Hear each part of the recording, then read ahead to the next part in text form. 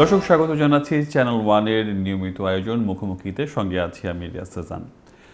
দেশের প্রধান রপ্তানি খাত পোশাক গেল বেশ কিছুদিন ধরে এক ধরনের সংকটের মধ্য দিয়ে যাচ্ছে, বিশেষ করে বৈশ্বিক যেই অস্থিরতা চলছে, তার ছাড়া রাজনৈতিক অস্থিরতা, সবশেষ জ্বালানি পরিস্থিতি, সব কিছু মিলিয়ে এক ধরনের সংকটের মুখে দেশের রপ্তানি খাত, সেই সাথে পোশাক শিল্প, এবং একই সাথে এর মধ্যে আসতে যাচ্ছে বাজেট। সব মিলিয়ে পোশাক খাতের বর্তমান অবস্থা এবং সংকট নিয়ে আলোচনা করব, সংকট এবং সম্ভাবনা নিয়ে আলোচনা করব। আমাদের সাথে রয়েছেন মাহমুদ হাসান খান, বিজিএমএর প্রেসিডেন্ট। স্বাগত জানাচ্ছি চ্যানেল ওয়ান আয়োজনে। ধন্যবাদ চ্যানেল ওয়ানকে। এই চলতি অর্থ বছরের জুলাই মাসে প্রথম আমরা একটা প্রবৃদ্ধি দেখেছি, এরপরে টানা আমরা দেখেছি যে রপ্তানিতে পতন ছিল। সবশেষ এপ্রিলে গিয়ে কিছুটা বোধহয় আপনারা গতি ফিরে পেয়েছেন। এই পুরো সংকটটা, রপ্তানি সংকটটার কারণটা আসলে কেন হচ্ছে? আপনি শুরুতে যেটা বলছিলেন যে বৈশ্বিক অস্থিরতা আর স্থানীয় পর্যায়ে কিছু রাজনৈতিক অনিশ্চয়তা ছিল। জুলাই মাসের পরবর্তীকালে আগস্ট থেকে শুরু করে আমাদের মার্চ পর্যন্ত এটা হলো কন্টিনিউয়াসলি এটা ডিক্লাইনিং ট্রেন্ডে ছিল। এর অন্যতম প্রধান কারণ হচ্ছে ইউএস ট্যারিফ নিয়ে এক ধরনের অনিশ্চয়তা ছিল যে ট্যারিফটা কত পার্সেন্টেজ নির্ধারিত হবে আমাদের জন্য অথবা আমাদের প্রতিদ্বন্দ্বী দেশের জন্য। সেই জায়গাটায় যেহেতু একটা অনিশ্চয়তা ছিল, সেই অনিশ্চয়তার কারণে বায়াররা অর্ডার প্লেসমেন্টের ক্ষেত্রেও একটু দ্বিধান্বিত ছিল, তাদের একটা হেসিটেশন ছিল। আর যখন ট্যারিফ ইম্পোজড হলো, কস্টটা যে বাড়লো, এটা কে বেয়ার করবে? দিনের শেষে সেটা প্রমাণিত হয়েছে যে এটা কনজিউমারের শোল্ডারে যেয়ে যাবে। যখন এই গুডসের দাম বেড়ে গেল, তখন হলো কি কনজিউমাররা কেনা কমিয়ে দিলেন, অথবা বায়াররাই একটু কনজারভেটিভ ওয়েতে সোর্সিং করলেন। সেটাও হলো অন্যতম প্রধান কারণ, হলো ডিক্লাইনিং ট্রেন্ড। আর বাংলাদেশের ক্ষেত্রে বাড়তি যেটা যোগ হয়েছিল যে অন্তর্বর্তীকালীন সরকারের সময় পরবর্তীকালে নির্বাচন কখন হবে, আদৌ হবে কিনা, হইলে নির্বাচন পরবর্তী সময়ে দেশের আইন শৃঙ্খলা পরিস্থিতি কী থাকবে, এটা নিয়েও বায়ারদের মধ্যে এক ধরনের কনফিউশন ছিল। বাংলাদেশের ক্ষেত্রে যেটা হয়, প্রতি 5 বছর পর পরই কিন্তু বায়াররা এটা নিয়ে একটু কনজারভেটিভ ওয়েতে অর্ডার প্লেস করে, বিশেষ করে ইলেকশনের মাসগুলায়। এইগুলোর কারণে কিন্তু ডিক্লাইনিং। এর পরবর্তীকালে যেটা হলো সেটা হচ্ছে এই ট্যারিফটা একটা জায়গায় যে স্থির হলো, আর সাথে সাথে বাংলাদেশের নির্বাচনটাও একটা ভালো নির্বাচন হয়েছে, যেটা জাতীয় এবং আন্তর্জাতিকভাবে স্বীকৃত। এই সময় কিন্তু বাইরে কনফিডেন্স ফিরে পেয়ে অর্ডার প্লেসমেন্ট শুরু করছে। কিন্তু এর সাথে আবার যোগ হলো মধ্যপ্রাচ্যের অস্থিরতা, আবারও একটু দ্বিধা শুরু হলো। সো আমরা আশা করছি যে যুদ্ধটা একটা জায়গায় যাবে, হয় থামবে, আর না হলে এই যুদ্ধের সাথে আমাদেরকে খাপ খাইয়ে নিতে হবে। এই যুদ্ধের জন্য তো পুরো পৃথিবী বসে থাকবে না। আশা করছি যে যেহেতু নির্বাচন পরবর্তী সময়ে আইন শৃঙ্খলা পরিস্থিতি ভালো, রাজনৈতিক সরকার এখন পর্যন্ত মনে হচ্ছে যে প্রো বিজনেস, বায়াররাও সেই অনুযায়ী অর্ডার প্লেসমেন্ট শুরু করেছে। আশা করি সামনের দিকে ভালো হবে। সেটারই একটা সিমটম আমরা দেখতে পেলাম এপ্রিল মাসে। বাট এপ্রিলের যে 31% গ্রোথ, এটা রাইট রিফ্লেকশন না, কারণ 2025 সালের এপ্রিল মাসে ঈদের বন্ধ ছিল। সেই এপ্রিলের সাথে এই এপ্রিলের তুলনা করা হয়েছে, ওইখানে ওয়ার্কিং ডে কম ছিল। বাট ওটা যদি নাও থাকতো তাহলেও গ্রোথটা হয়তো কিছুটা কম হইতো, 8 থেকে 10% হয়তো, 31% হতো না। আমরা আশা করছি মে মাস, জুন মাসেও একটা মোটামুটি জায়গায় যাব, কারণ মে মাসেও ঈদের বন্ধ একটা ইম্প্যাক্ট আছে, জুন মাসেও আছে। আশা করছি সামনের দিকে ভালো হবে যদি নতুন করে বৈশ্বিক কোনো চ্যালেঞ্জ না আসে। এই ট্যারিফ নিয়ে এক ধরনের অস্থিরতা দেখেছি, কিন্তু শেষ পর্যন্ত যেখানে এসে ঠেকেছে, মাত্র 1% ট্যারিফ কমানোর বিপক্ষে আমরা যে সুযোগ সুবিধা ইউএসএকে দিলাম, যে চুক্তি হলো, বাণিজ্য চুক্তি, সেটা কতটুকু আমাদের পক্ষে হলো? দেখেন, এটা 1% বিষয় তো না। বিষয়টা হচ্ছে ইউএস গভর্নমেন্টের যে কনসার্ন, সেটা হচ্ছে ট্রেড ডেফিসিট, 6 বিলিয়ন গ্যাপ, এটা কমাতে হবে। আর ইভেনচুয়ালি তো এটার 19% নাই। এটা হলো যে ইউএস সুপ্রিম কোর্টের যে রায়, তার পরিপ্রেক্ষিতে এটা এখন 10% এসে ঠেকছে। তাই চুক্তি নিয়ে অনেক আলোচনা সমালোচনা আছে। বিশেষ করে একেবারে হলো ইলেকশনের 3 দিন আগে চুক্তি সই করাটা, এটা অনেকের কাছেই ভালো লাগেনি। আমাদের অবস্থান হচ্ছে যে চুক্তিতে যেটা আছে সেটা, যেটা নিয়ে দেশের স্বার্থ বিরোধী যদি কোনো কিছু থাকে, সেটা নিয়ে আলোচনা করতে হবে। আর এই চুক্তি কিন্তু এখনো ইমপ্লিমেন্টেড হয় নাই। ওখানে বলাই আছে যে উভয় দেশের হলো সরকার বা সংসদ থেকে, আমি যতদূর জানি, এটা অ্যাপ্রুভড হইতে হবে, অথবা আমরা যে কোনো সময় এই চুক্তিটা আমরা বাতিলও করতে পারি। সো এই আলোচনা সমালোচনা থাকবে, এর মধ্যে থেকে আলোচনার ভিত্তিতে দেশের জন্য যেটা ভালো সেটা বের করে নিয়ে আসতে হবে। যেমন ধরেন, চুক্তির মধ্যে একটা আছে আপনার নন মার্কেট ইকোনমি থেকে আপনি কোনো কিছু সোর্স করতে পারবেন না, যেমন রাশিয়া উদাহরণ। কিন্তু এই যে এখন মধ্যপ্রাচ্যের যে সংকট, এই সময় কিন্তু আমরা আলোচনার ভিত্তিতেই রাশিয়া থেকে তেল আনার কিন্তু অনুমতি আমরা, কিন্তু আলোচনা তো যুক্তরাষ্ট্রের সাথেই করতে হচ্ছে। হচ্ছে। তার মানে আমরা বাউন্ড হয়ে গেলাম। হ্যাঁ, হয়ে গেছি। বাট এটা তো ধরেন আপনি যদি বিজনেসের স্বার্থে, বিজনেসটা তো আমাদের ফেভারে, আমরা 8 বিলিয়ন এক্সপোর্ট করি আর হলো আমরা 2 বিলিয়ন ইম্পোর্ট করি। যেহেতু বিজনেস আমাদের ফেভারে, তো ওই বিজনেসটা যদি আমরা ধরে রাখতে চাই তাহলে তো আলোচনা করতেই হবে। এটা পৃথিবীর সব দেশই করছে, ঠিক আছে না? বেস্ট সিনারিও হবে যে নির্দিষ্ট কোনো দেশ বা জোনের উপরে অতিমাত্রায় নির্ভরশীলতাটা কমানো। তো সেক্ষেত্রে আপনার এক্সপোর্ট বাস্কেট ডাইভার্সিফাই করতে হবে। একটু এই জায়গায় আপনারা সবসময় বলেন যে বিকল্প বাজার, কিন্তু কেউ কোনো সাহসী উদ্যোগ আপনারা নেন না। আফ্রিকান বাজার অনেক জায়গায় এক্সপ্লোর করতে যেই ইনভেস্টটা করতে হবে, সেই এক্সপ্লোরটা আসলে ব্যবসায়ীরা করতে চায় না কেন? এটা সঠিক তথ্য না। এই জন্য সঠিক তথ্য না, আমরা যে অলমোস্ট 40 বিলিয়ন এক্সপোর্ট করি তার মধ্যে 20%, 8 বিলিয়ন আমরা আদার দেন ইউএসএ, ইউরোপ এবং কানাডা করি। এই উদ্যোগটা শুরু হয়েছিল আজ থেকে 10 বছর আগে। এইগুলো রাতারাতি হয় না। 10 বছর আগে যে উদ্যোগটা শুরু হয়েছে সেটা কিন্তু এখন 8 বিলিয়নে গেছে, which is 20% of our total export. এটা সামনের দিকে আরও বাড়বে। এটার উদ্যোগের ইনভেস্টমেন্টের উদ্যোগ না, এটার সাথে অনেকগুলো বিষয় জড়িত আছে। একটা হলো ট্যারিফ। যেমন আমরা আফ্রিকায়, সাউথ আফ্রিকায় এক্সপোর্ট করতে চাই, আমরা ব্রাজিলে করতে চাই, আমরা তার্কিতে করতে চাই, সাউথ কোরিয়া করতে চাই, জাপানে করতে চাই। কিন্তু দেখা যায় সাউথ কোরিয়া, জাপান বাদে অন্যগুলা হিউজ ট্যারিফ ইম্পোজ করা আছে। এগুলো কি করতে হবে? এখানে আপনাকে বায়োল্যাটারাল এগ্রিমেন্ট করতে হবে, হয় পিটিএ, নাহলে এফটিএ, নাহলে সিপিএ, এগুলো করতে হবে। সো এইগুলা তো মূলত হলো গভর্নমেন্টের উদ্যোগ, আর আমরা পিছন থেকে হয়তো আমরা তথ্যপাত্য দিতে পারি যে কোনটা করলে ভালো হবে। যেমন এক্সাম্পল যদি বলি, ব্রাজিলের সাথে যখন আমরা এক্সপোর্ট করতে যাই, সেখানে ট্যারিফ আছে অলমোস্ট 35%। এটা যখন আমরা ডিউটি ফ্রি বা ডিউটি এক্সামশনের কথা বললাম, তখন তারা বললো যে বাংলাদেশকে তাহলে বিফ ইম্পোর্ট করতে হবে। এখন যদি পোশাকের স্বার্থ দেখতে যায়, যদি আপনি ওখান থেকে বিফ ইম্পোর্ট করেন, তাহলে কিন্তু এদেশের খামারের সমস্যা হবে। ছোট ছোট যারা কৃষক, বিশেষ করে মহিলারা, প্রত্যেক বাড়িতে 1-2টা করে গরু বা ছাগল পুষে, তারা ক্ষতিগ্রস্ত হবে। তখন তাদের ক্ষতি করে তো এটা করা যাবে না। সেক্ষেত্রে আমরা তাদের সাথে অন্য টুলস ইউজ করতে পারি। আমরা ব্রাজিল থেকে প্রচুর কটন ইম্পোর্ট করি, হুইচ ইজ ডিউটি ফ্রি। আমরা তাদেরকে বলতে পারি যে আমরা যেহেতু কটন ইম্পোর্ট করছি ডিউটি ফ্রি, সুতরাং আমাদের এই পোশাকটাও হলো ডিউটি ফ্রি অথবা এক্সাম্পটেড ডিউটিতে নিতে হবে তোমাদেরকে। এই জায়গাটা শক্ত নেগোশিয়েট করতে হবে। কে করবে? গভর্নমেন্ট। আমরা গভর্নমেন্টকে এই ইনফরমেশনগুলো দিচ্ছি। আপনি বলছিলেন যে ব্রাজিল থেকে তুলা আনার কথা। এমন একটা প্রবাদ আছে বা জনশ্রুতি আছে যে তুলা থেকে জিপার পর্যন্ত আমরা ইম্পোর্ট করি, শুধুমাত্র সস্তা শ্রমের উপর নির্ভর করে আমাদের এই গার্মেন্ট শিল্পটা ইয়ে করে। এটা আসলে সাস্টেনেবল পদ্ধতি কিনা? তুলা আপনাকে ইম্পোর্ট করতেই হবে। এই জন্য করতে হবে, বাংলাদেশের যে আয়তন, পুরো দেশেও যদি আপনি কোনো ক্রপস না করে খালি তুলা চাষ করেন, তাতেও এনাফ না। তো এটা করা তো বুদ্ধিমানের কাজ না। ব্রাজিল, ইউএসএ, অস্ট্রেলিয়া, আফ্রিকা বড় দেশ, বিরাট জায়গা, ওখান থেকে ইম্পোর্ট করাটাই বুদ্ধিমান। আমরা একটা বোতামও করি না কিন্তু। না, এটা সঠিক না। আমাদের যে ট্রিমস, যেটা জিপার বলতেছেন, বুরতাম বলতেছেন, আমি যদি ভুল না করি 90% র মেটেরিয়াল এখন লোকালি হচ্ছে ট্রিমস, জিপারের এক্সেপশনালি যদি একদম হাইটেক জিপার হয়, যেটা জাপান থেকে আনতে হবে। এছাড়া আপনি দেখেন ইপিজেডে যান, জিপার ফ্যাক্টরি বাংলাদেশে ওয়াইকে, যেটা জাপানি কোম্পানি, নাম করা কোম্পানি, জিপার হচ্ছে।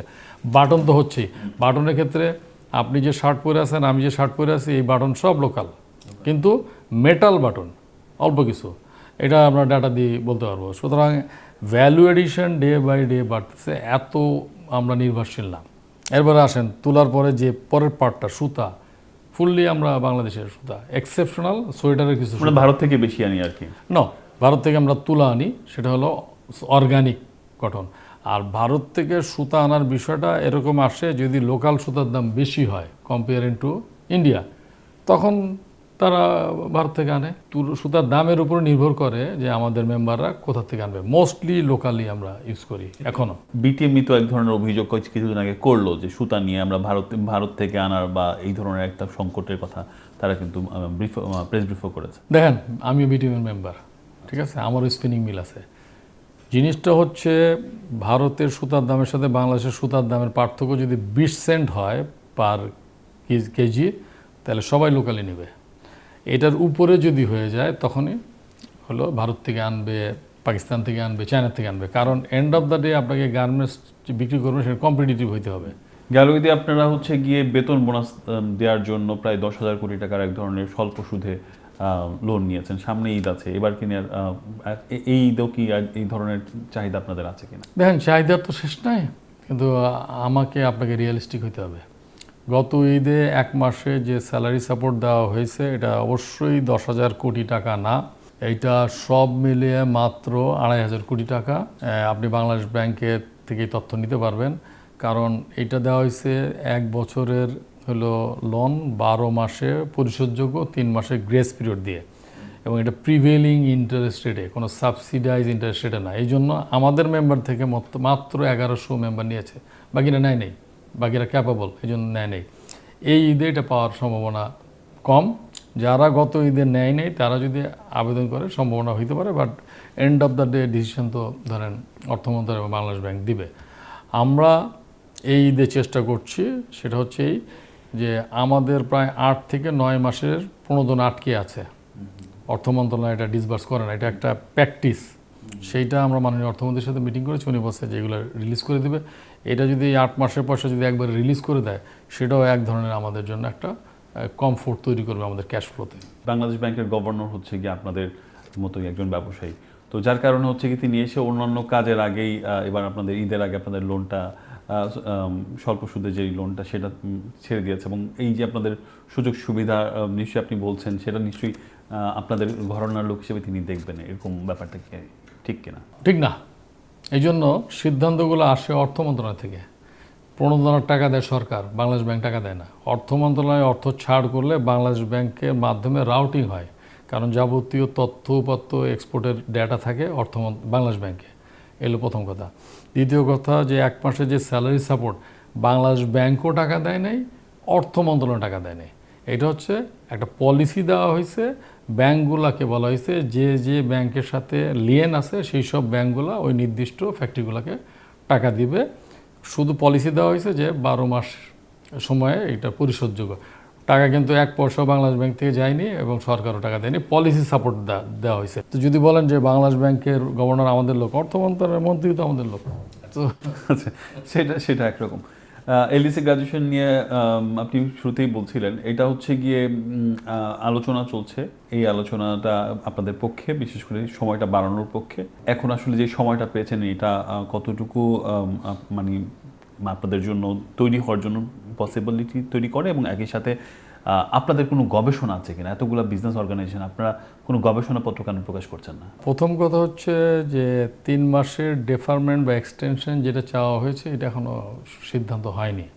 অনেকগুলো ধাপ পার করতে হবে। প্রথম কথা হচ্ছে আমরা প্রায় 16-17টা আপনার বাণিজ্য সংগঠন মিলে আমরা আবেদন করেছিলাম বিগত অন্তর্বর্তীকালীন সরকার আমলে। অন্তর্বর্তীকালীন সরকার এটা নিয়ে হলো আপনার ইউএনএ আবেদন করবেন কি করবেন না এটা নিয়ে দ্বিধান্বিত ছিলেন। রাজনৈতিক সরকার দায়িত্ব নেওয়ার পরে একদম ভেরি নেক্সট ডে আবেদন করেছেন বাণিজ্য মন্ত্রী। তারপরে আমাদের মাননীয় প্রধানমন্ত্রীও এটার পক্ষে চিঠি লিখেছেন। তো একটা ধাপ অতিক্রম করলাম, সেটা হচ্ছে আমরা বিজনেস কমিউনিটি এবং গভর্নমেন্ট অ্যালাইন হয়েছেন। দ্বিতীয় ধাপ যেটা হচ্ছে যে এইটার ভিত্তিতে এক ধরনের ইনভেস্টিগেশন শুরু করেছে UNOHRLSS, যেই সংস্থাটা যারা এলডিসি ল্যান্ড লক কান্ট্রি নিয়ে কাজ করে, তারা একটা প্রতিবেদন দিয়েছে। তাদের প্রতিবেদনটা আমাদের পক্ষে গেছে। পক্ষে এই জন্য যে গ্র্যাজুয়েশন চাপিয়ে দেওয়ার বিষয় না, গ্র্যাজুয়েশন উদযাপনের বিষয়। এমনভাবে গ্র্যাজুয়েটেড হইতে হবে যেন ওটা সাস্টেনেবল হয়, এটা যেন রিভার্স না হয়। আর 3 নম্বর হচ্ছে গ্র্যাজুয়েটেড হইলে যেন ইতিমধ্যে যে অর্জনগুলো হয়েছে সেইটা যেন কোনো অবস্থায় যেন রিস্ক পর্যায়ে চলে না যায়। তো এইটার প্রতিবেদনের পরিপ্রেক্ষিতে হলো আপনার UNCDP একটা শুনানি করেছে সরকারের সাথে, সেখানে আমরাও ছিলাম। সেই শুনানিতে আপনি যে প্রশ্ন করেছেন সেই প্রশ্নগুলো ছিল যে আপনাদের প্রস্তুতি কেমন, আপনাদের 3 বছর এক্সটেনশন দিলে আবার 3 বছর পরে আপনারা আবার বলবেন কিনা এক্সটেনশনের জন্য, কোনো গবেষণা আছে কিনা যে কোন কোন জায়গায় কাজ করলে এই 3 বছর পরে আপনারা গ্র্যাজুয়েটেড হবেন এবং সেই গ্র্যাজুয়েশনটা টেকসই হবে। এগুলো নিয়ে সরকারের পেপারসও আছে, আমাদের পেপারস আমরা ওনাদেরকে দিয়েছি। আপনারা অলরেডি গবেষণা করেছেন এটা? হ্যাঁ, মানে গবেষণা বলতে পেপার ওয়ার্ক দেওয়া হয়েছে। তো এইটার ধাপগুলো কিন্তু এখন শেষ হয়ে যাবে। এর পরের ধাপ হচ্ছে ইকোসকে আলোচনা হবে। তারা যদি পজিটিভ হয় তারপরে যাবে হলো আপনার UN জেনারেল অ্যাসেম্বলিতে, ওইখানে অ্যাপ্রুভড হলেই তখন আপনি সময়টা পাবো। এটা এখনও চূড়ান্ত হয়নি, আমরা আশা করছি। আপনার একটা আলোচিত কমেন্ট আছে যেটা অন্তর্বর্তী সরকারের সময় আপনি বলেছেন যে আপনি দীর্ঘদিন চেয়েও সরকার প্রধানের সাথে দেখা করতে পারছিলেন না, এই ধরনের একটা বিষয়। সেটা পরবর্তীতে দেখা করতে পেরেছিলেন কিনা? না, দেখা করতে পারেনি, উনি সময় দিতে পারেননি, এবং এটা নিয়ে আমি ওনাকে দোষারোপ করতে চাই না। সম্ভবত ওনার আশেপাশে যারা ছিলেন তারা এটা চাননি, তো সেজন্য দেখা করার সুযোগ হয়নি। নানা প্রশাসক দ্বারা আমাদের ব্যবসায়িক সংগঠনগুলো নিয়ন্ত্রিত, মানে কোনো নির্বাচন ছাড়া বিসিসি থেকে শুরু করে চট্টগ্রাম চেম্বার সব জায়গায় হচ্ছে প্রশাসক দ্বারা ইয়ে ছিল, এবং এর মাঝখানে একটা সংগঠনই আপনারা ছিলেন, বিজিএমই, যারা ব্যবসায়ী সংগঠন। এবং ওই সময় নানা ধরনের ট্যারিফ চুক্তি যেখানে ব্যবসায়ীদের ভোকাল থাকার কথা, তখন আপনারা কতটুকু অ্যাক্টিভ থাকতে পেরেছেন বা করেছেন? দেখুন, ওই সময় এই মুহূর্তে যেটা আছে, বিসিসিআই ইনঅ্যাক্টিভ, প্রশাসক দিয়ে এইসব বাণিজ্য সংগঠন চলে না। ফর দ্য টাইম বিইং থাকতে পারে 2 মাস 6 মাসের জন্য। যেখানে প্রশাসক ছিলেন সেখানে কিন্তু ওই কার্যক্রম ভালোভাবে চলেনি, এটাই বাস্তবতা। তো এই সময়টায় মূলত নেতৃত্ব দিয়েছে ICC, international chamber of commerce, BGMA, সাথে অন্য সংগঠনগুলো। শ্রম আইন সংশোধন যখন হচ্ছিল তখন আপনারা খুবই অ্যাক্টিভ ছিলেন, বিশেষ করে বেশ কয়েকটা দাবিতে, যে শ্রমিকের সংজ্ঞা, ট্রেড ইউনিয়নের সদস্য সংখ্যা, তারপর 100 জন শ্রমিক হলে ভবিষ্যতে যে একটা তহবিল রাখতে হবে, এইসব নিয়ে আপনারা খুবই সরব ছিলেন, যেটা অন্যান্য ইস্যুতেও আপনারা এত সরব ছিলেন না। শ্রমিকদের ক্ষেত্রে এই ধরনের আপনাদের কনজারভেটিভ আর্গুমেন্ট কেন আসলে? টিসিসিতে থাকে গভর্নমেন্ট, ফেডারেশন এবং এন্টারপ্রেনার, আমরা 3 পক্ষর মধ্যে দীর্ঘ সময় ধরে আলোচনা হয়, একদিন না, দিনের পর দিন। 131টা পয়েন্টের মধ্যে আমরা সবগুলোতেই একমত পোষণ করেছি, 5টা জায়গায় দ্বিমত তো থাকতেই পারে। তো শ্রমিক সংগঠন, সরকার, তারপর বাণিজ্য সংগঠন, সবাই একমত হবে সব বিষয়ে, এইটা আশা করাটা মনে ঠিক না। যে 5টা বিষয় আমাদের দ্বিমত ছিল, তার মধ্যে ছিল হলো ট্রেড ইউনিয়ন করার থ্রেশহোল্ড নিয়ে, ট্রেড ইউনিয়ন করার অধিকার নিয়ে কোনো দ্বিমত নাই, যে কতজন হইলে আবেদন করতে পারবে। বলা হয়েছিল 20 জন হইলেই আবেদন করতে পারবে, সেক্ষেত্রে আমাদের আপত্তি ছিল যে একটা ধরেন শিল্পে যদি 1000 শ্রমিক থাকে বা 5000 শ্রমিক থাকে, মাত্র 20 জন দিয়ে ট্রেড ইউনিয়ন হয়ে যাবে, এটা রাইট রিফ্লেকশন না। আমাদের কথাটা শেষমেশ ওনারা নিয়েছেন, সেক্ষেত্রে কতগুলো ধাপ করে দিয়েছেন, যে ফ্যাক্টরিতে 100টা শ্রমিক থাকবে সেখানে কয়জন, 100 থেকে 300 হইলে কয়জন, 300 থেকে 500 হইলে কয়জন, 500 থেকে 1000 হইলে কয়জন, এর অনেকগুলো ধাপ মেনে নিয়েছি আমরা। কারণ রিয়েলিস্টিক যে হ্যাঁ ঠিক আছে, বড় ফ্যাক্টরির ক্ষেত্রে বড় সংখ্যা হবে, ছোটো ফ্যাক্টরি ছোটো সংখ্যা হবে, এই জায়গাটাও দ্বিমত নাই।